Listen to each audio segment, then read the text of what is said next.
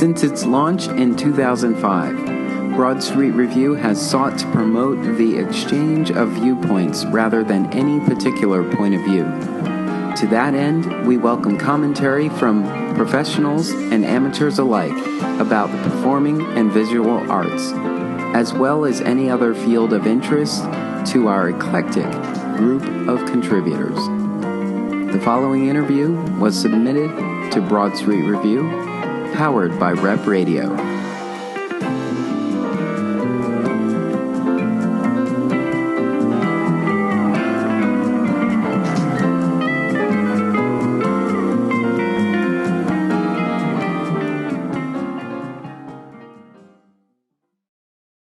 Today I'm here with Stephanie Feldman, and Stephanie Feldman is a writer in Philadelphia, in the Philadelphia area, or from the Philadelphia area. You're still in Philadelphia? Yes, I grew up in Philadelphia, and I still live in the area. Okay, great. And so I found out about you because of Writers Resist. And when this information showed up, came across my desk, I sort of bookmarked it. And I said, I do want to follow that. And, the thing I like about Facebook is you can click interested, so that way you can continue to get information. And then as, more information comes, you'll have a better idea of, this is something for me or something I want to pass along to some people that might be interested as well. So I'm definitely glad that happened. But so tell me a little bit about yourself first, and then we'll get into Writers Resist. Sure. So like I said, I'm from the city. I grew up there. I went to the public schools, and now I'm a fiction writer. My first novel, The Angel of Losses, came out a couple of years ago, and I'm working on something else, slowly but surely. And I'm also teaching fiction writing in the MFA program at Arcadia University, which is in Glenside. Though that program is low-res, so we have students from all over the world, actually, who are enrolled. Yeah. So the one thing that is interesting, so you just mentioned that you're slowly working on the next thing. And there's sometimes that writing takes time, but there is this sense of urgency right now with all that's going on in politics. We can't really afford to take as much time as we normally can. So tell us about Writers Resist and how you heard about it first, and what prompted you to get involved. Well, I had heard about it, I guess, through word of mouth. A lot of writers I know are also very politically engaged. I mean, writers have to be very sensitive to what's going on around us, and we have to be empathetic and put ourselves in other people's shoes. And I think that this has been a really trying time for a lot of people and for writers too. And so I had heard about this event, and I follow what PEN America, the advocacy group, is up to, and they're sponsoring the one in New York. And I saw that these events were popping up all over the country, and I started reaching out to some friends, and I found out that there were a few other writers who were doing the same thing, Nathaniel Popkin and Alicia Askinase, and we connected and decided to work together. So it's really a grassroots effort. We have a big mailing list of over 100 local writers who are all interested in supporting us, and we're going to have about 35 readers at the event and more participating. That's great. I've been thinking about, personally for myself, action steps, because there's a lot of, before we'd call them armchair analysts, but now we have these social activists that will comment, but we tend to comment to people who already understand our position. And so I'm really glad that these initiatives are popping up, because we need to figure out better ways to reach people who don't already side with our frustrations, our concerns. And so what have been some of the conversations that you've had that are to that effect? Yeah, I mean, I've been having those exact conversations with a lot of people. And, we say, what can we do? And we spend a lot of time talking. I mean, I think you see the same thing on social media when, everyone's tweeting and making very important comments and sharing important ideas, but, what is the change and what's happening? And the Writers Resist movement is all about defending free expression, defending the press, defending the ideals of democracy, but it's also about how can we use our skills as writers. And what we can do is pay very close attention to how words are used. I mean, we see how the rhetoric is shifting every day, and there's propaganda, and there's a lot of manipulation. And what can we do as writers to try to make sure that words continue to have meaning and to focus on the truth, and also, I think, to share. I mean, for our little group here in Philadelphia that's organizing, we care a lot about pluralism and empathy and hearing each other's voices and helping to amplify each other's voices. So that's one thing we're trying to do with this event, and definitely talking about what are we going to do after the event, too.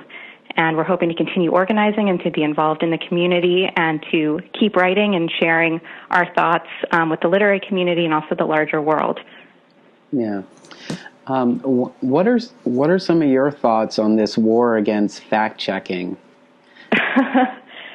Well, I'm not a journalist, so I sort of traffic in fiction, which is an interesting thing because I'm not using facts, but I'm trying to get to the truth anyway, which is a whole other endeavor.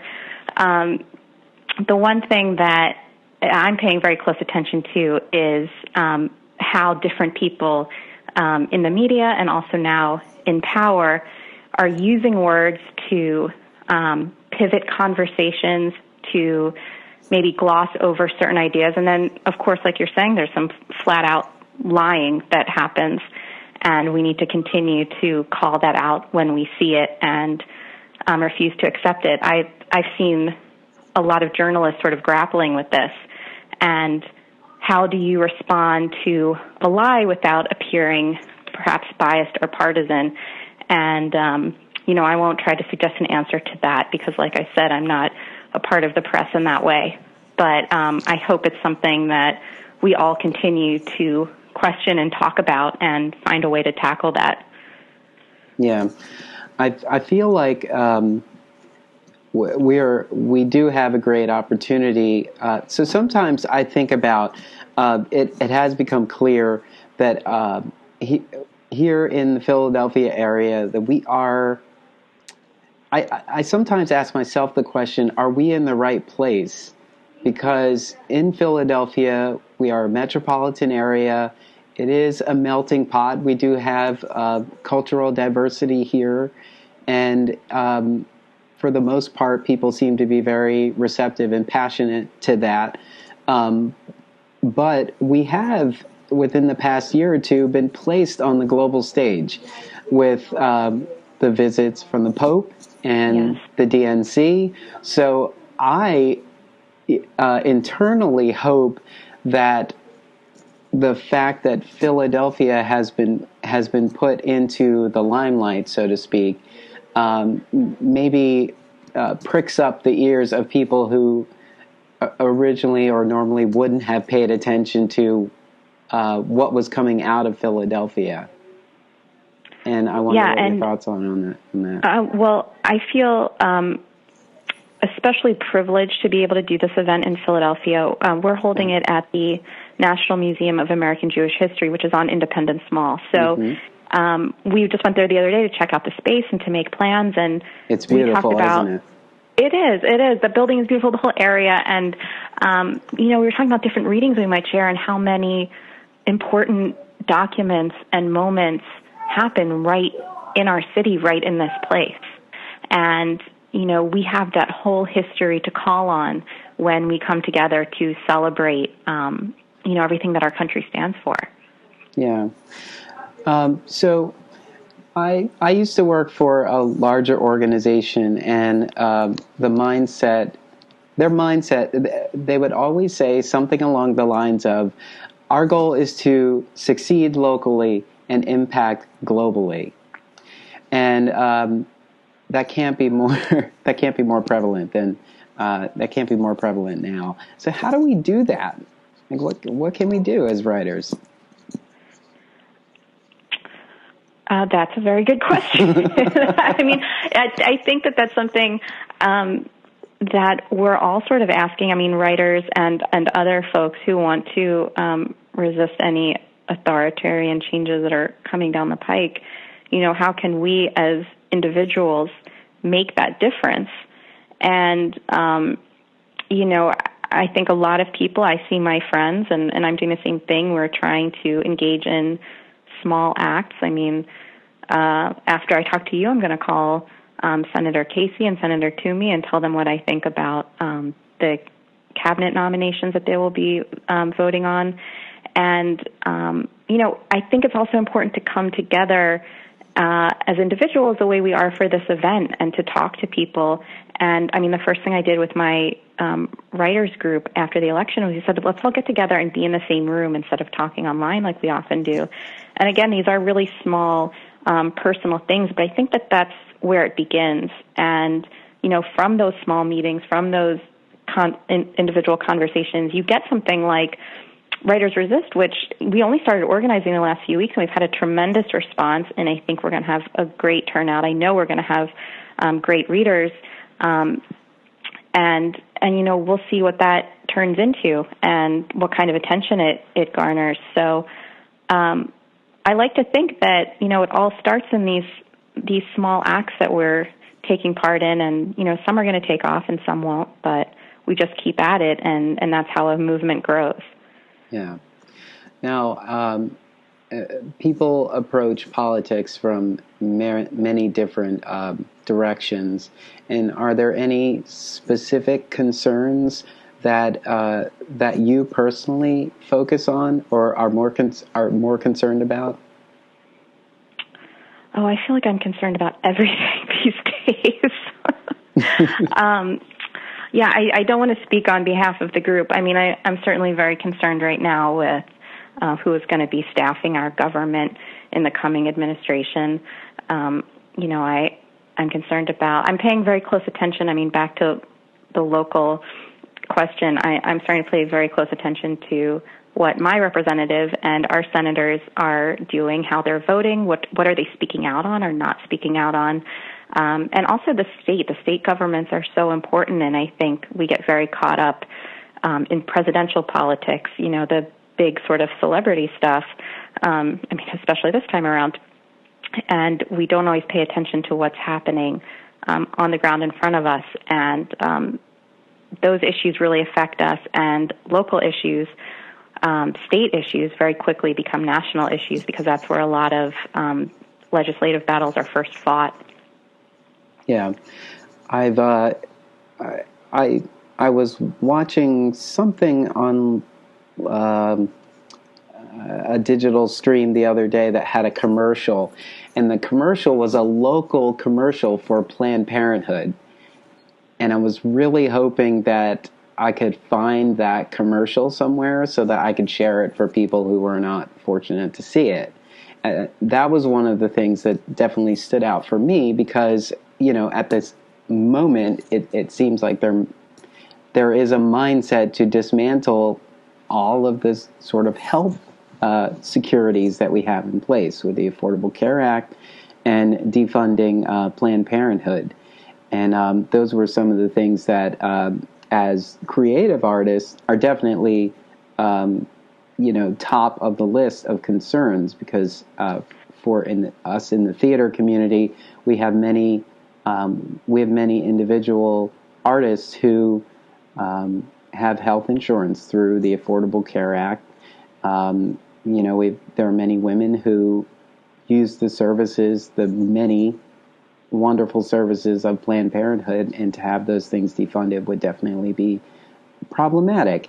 And if we know that on this surface level, you would think that the people who have been put in place to lead our country to prosperity and success would understand the value of them. And it blows my mind that they just don't understand that. Yeah, I've seen the same conversation happening among writers, and I know a lot of writers who depend on the Affordable Care Act or wanted to be able to take advantage of it, were making plans to take advantage of it so they could focus on their writing as a career. And it's very hard to do that when we're stuck with an employer-based healthcare system. And I think it's important, and this is also true for women's healthcare and Planned Parenthood, how often individuals have to put their own stories forward. Because, again, we get caught up in this political game of, one side versus another side, and there are real lives at stake. People's lives, people's suffering, people's success come back to these policies. I mean, that's what they're there for, to help people and to help people succeed. And especially as artists, we really do depend on programs like that. Yeah. How much of this do you think we should pay attention to? Because I think, last night was the Golden Globes, and we were all aware of the many notable speeches that came out of the Golden Globes. And I was thinking about how these tweets, keep popping up. Yeah. But they are, and I was also looking at how often they get shared.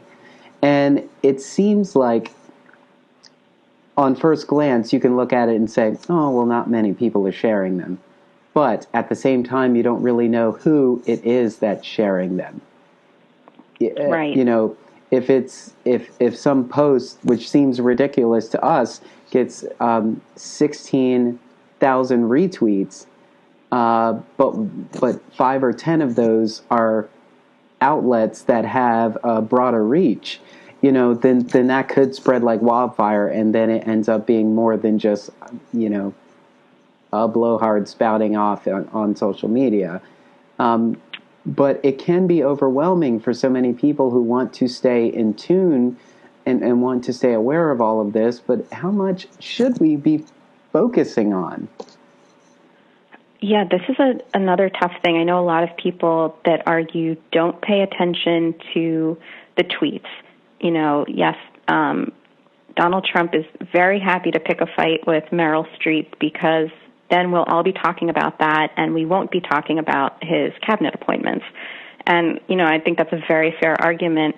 I think that as a group, we need to pay attention to everything. And my thoughts on this really, on all of this, keep evolving as time goes on because it really feels like uncharted waters. And, we do need to figure out, what are going to be our strategies here. But right now, I think everything is important. But for the individual, everything might not be important. And we have to sort of think about what we can handle on our own. And, I've taken breaks from social media, and I had moments where I said, okay, I'm just going to focus on what's happening in the Senate and what can I call my senator about today, and I'm not going to focus on all the other stuff because it's too overwhelming. And, after that I might come back and say, well, now I do want to hear what Meryl Streep has to say, and a lot of it is sort of managing our own, ability to deal with this onslaught of information and often onslaught of really bad news that can make us feel overwhelmed and detached and want to withdraw from everything. And I think the most important thing is that we stay engaged. And engagement might look different for different people or different for an individual at different times in their lives or different times during their day. Yeah, definitely. And so the event, let's talk more about the event. The event takes place on Dr. Martin Luther King Jr.'s birthday. Yes. And we're going to have tons of different authors, poets, and filmmakers. And how did they all reach out and get involved in this? We reached out to people that we knew. We asked them to spread the word. We've gotten messages from people who heard about the event and wanted to be a part of it. And, we wanted to make sure we include a diverse group of voices in terms of background and age, but also, what kind of writing we do. Like you said, we have poets and prose writers, and we have a musician performing. We want to make sure that we try to showcase the entire Philadelphia community, at least as best we can. And that's what we're thinking about, too, in our readings. We're selecting texts right now, and we're looking for historical documents. We're looking at contemporary work, poetry, speeches, essays, laws, anything that can sort of remind us of, all the work that we have done in this country since its inception to work towards our ideals. And it's a positive event. I mean, Penn and the New York event are leading the way, and we are trying to celebrate all the things that make us patriots, and we're trying to celebrate free expression, and we're trying to celebrate pluralism in our society, and how can we strengthen it and keep moving forward and not succumb to maybe the fear or anger or sadness that some of us might be feeling at this time. Yeah. I think what's also tough about it is whether we agree or disagree with the outcome of the election, ultimately we are still Americans. We all still live in the United States of America, and we don't, once we deal with our own concerns and frustrations, at the same time, we still want to succeed as a country. And I think that that's what makes so many of us so torn with what is going on. And it's like, I definitely do not agree with, I don't agree with the outcome, and everything that comes out just seems to be designed to be opposed to anything that I would feel comfortable with. And I think there are many people out there that feel like, is this just against me specifically? Like, am I the only one? Am I hearing this? Like, you'll hear on social media, it's like, are you seeing this? I know. There are people who are just tuned out to it at all, but it's tough because we don't want to move forward and fail, so sometimes in my mind, I'll say, like, well, so for instance, I don't comment to what Trump says, or I don't comment directly to his tweets, but today I just felt the need to say something, and I said something along the lines of, at some point, you have to accept the concerns of all of our citizens as valid, whether you believe them or not. For instance, if you heard from a friend that somebody thought that you came off in a negative way, and that wasn't your intention, wouldn't you want to either understand why they perceived you in a negative way, or take that knowledge and sort of process it in a way that says, well, I wasn't trying to be negative, but there was something I said that came off negative, so I either need to change what I say moving forward or clarify so that I don't come off that way.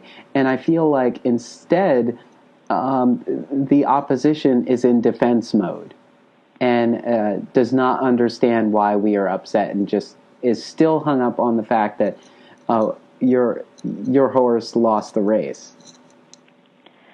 It feels very personal, I think. I mean, it feels very personal to me. It feels very personal to a lot of us, and I think that's why coming together is so important. I mean, this event, or just with whoever is in your community, whoever your friends are, and, because, you are not alone in feeling that way. Yeah. And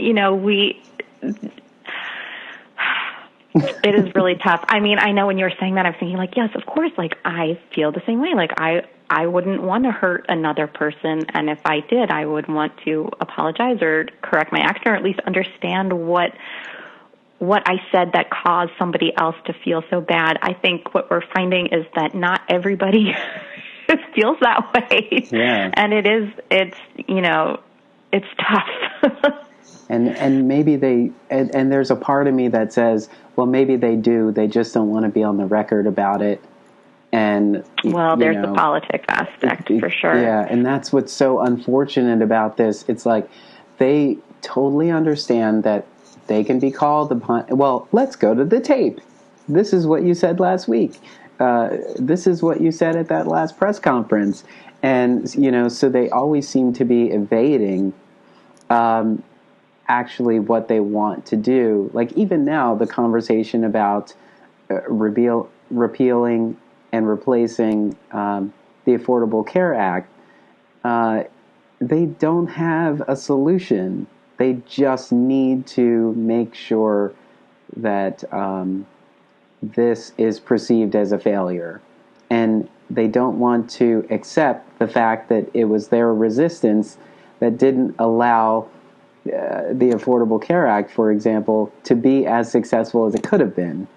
You don't even have to have read the entire act to understand that the intention was a good intention.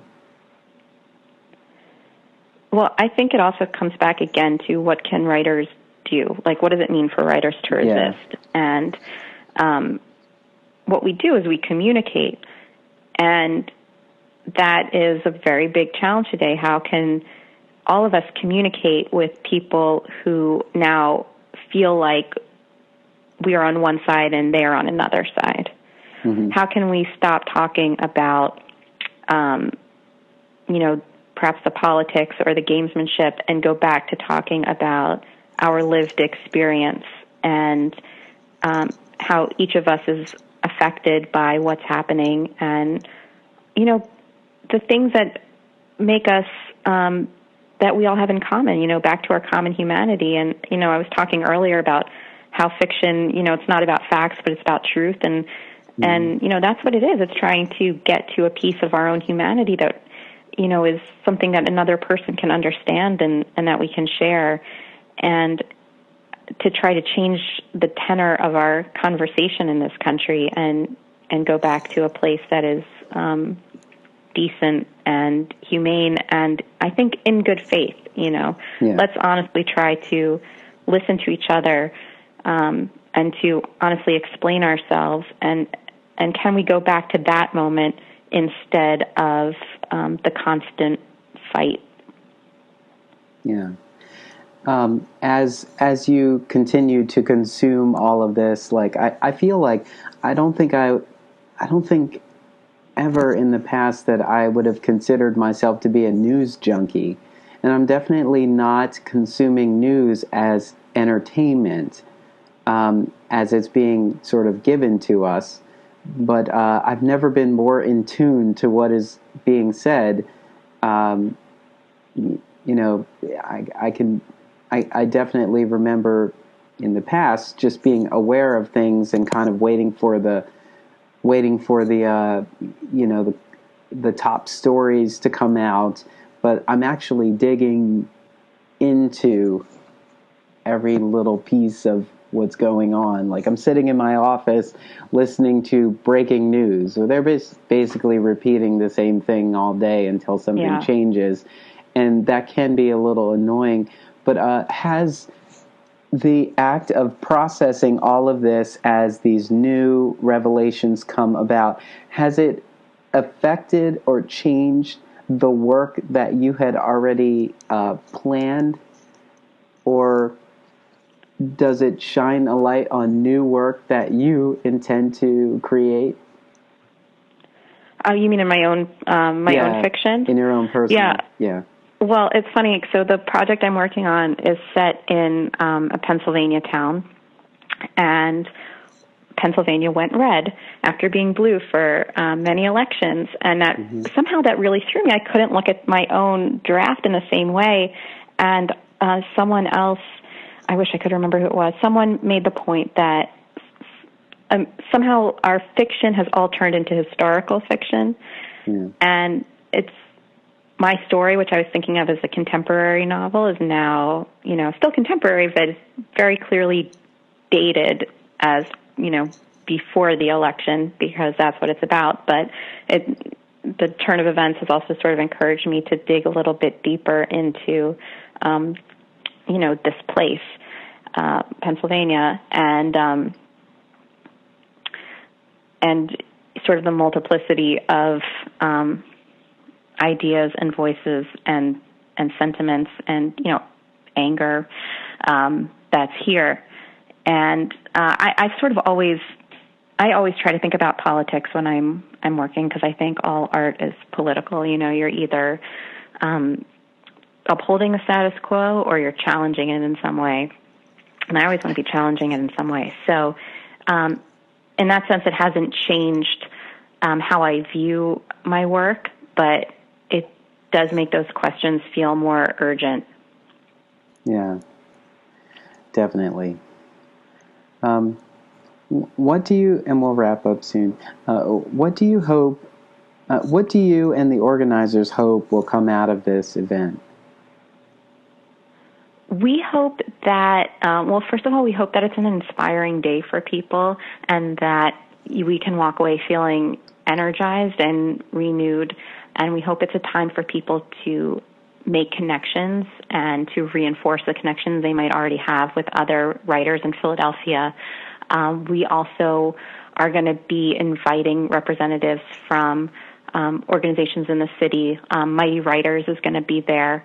They do writing education for Philadelphia students. Yes. And so we're excited to highlight their work, and again, hopefully some other organizations that just haven't confirmed yet. And we hope it's a starting point, and that we can all continue to work together to affect change and to stand up for free expression and democratic ideals. Yeah. And how can we stay connected and continue the conversation beyond this event?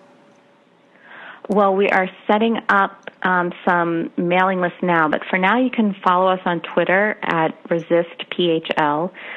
You can sign up, you can RSVP to the Facebook event, which has a very long URL. But if you Google it, you'll probably find us. Actually, and if you go to writersresist.org, you'll find a whole long list of events, and we're up there too. We are also at writersresistphl.tumblr.com, so you can go there for some information on the event and soon to sign up for our mailing list. So that's the best way to stay in touch. And again, we hope that, there's going to be a lot more coming after this Sunday. Yes. And just to confirm that again, it's called Writers Resist. It's Philadelphia United for Liberty. We will have links to this event. It's on Sunday, January 15th, from 2 to 5 p.m. at the National Museum of American Jewish History. Stephanie, it's been a pleasure to chat with you. Thank you for taking the time to give us a little bit more about you as a writer, to tell us about Writers Resist. And I really hope this inspires people out there to share their voices with the world, and do not let any of this stifle you and hold you back from being honest and being aware and being vocal. Yes, thank you so much. I hope we're going to see you on Sunday. Yes, I will be there. I have changed my note from interested to going. Yes, going. Yes.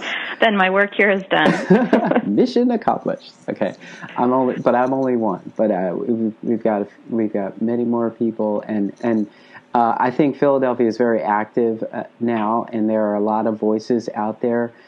So we just need to make sure that we can get them all in the right place so that we can mobilize effectively, so we can continue to succeed locally and impact globally. Yes. Stephanie, Thank you so much for your time today. I really appreciate it. Great. Thank you. All right.